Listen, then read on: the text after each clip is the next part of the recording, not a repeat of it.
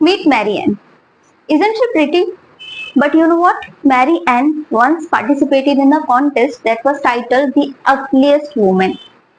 And the more shocking thing is, she won the contest.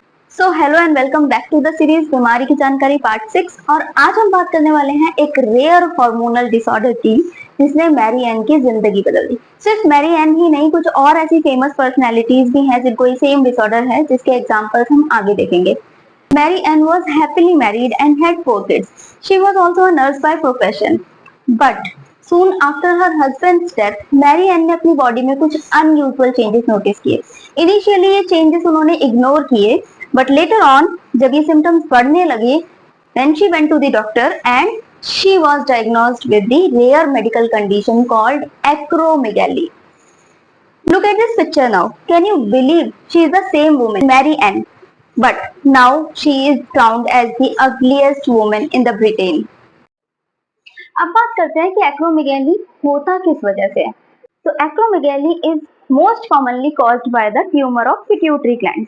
हमारे brain के base में एक छोटा सा ग्लैंड होता है जिसका नाम है पिट्यूटरी ग्लैंड। इसका साइज बहुत छोटा है पर इसका काम बहुत बड़े बड़े हैं। इट्स लाइक अ छोटा पैकेट बड़ा धमाका। सो ये छोटा सा ग्लैंड है, ये प्रोड्यूस करता है ग्रोथ हार्मोन। बट अगर इसी ग्लैंड में ट्यूमर की फॉर्मेशन हो जाए जो कि नॉन कैंसरस ट्यूमर है, तो यहाँ से बहुत ज्यादा ग्रोथ हार्मोन प्रोड्यूस होने लगता है जिसकी वजह से आपके जो फेशियल फीचर्स हैं वो बहुत चेंज हो जाते हैं। साल 2012 में WWE टैलेंट वेलनेस प्रोग्राम ने यही सेम कंडीशन आइडेंटिफाई की थी एक बहुत ही फेमस रेसलर में, द ग्रेट खली। Yes, he is also suffering from acromegaly and later on the great Khali underwent the 4-hour long surgery to remove his tumor that caused acromegaly. If we talk about the symptoms of acromegaly, so the most common symptom is enlargement of face, hand and your feet. यानी आपके हाथों और पैरों का size जो होता है वो अब नॉर्मल नहीं रहेगा और आपके रिंग्स और शूज भी अब आपको फिट नहीं होंगे।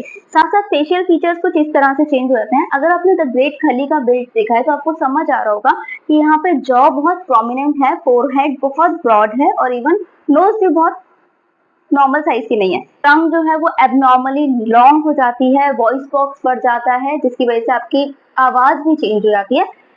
एंड इसके अलावा जो आपके इंटरनल ऑर्गन्स हैं उनका साइज भी चेंज हो जाता है, यानी उनका एनलार्जमेंट भी हो जाता है।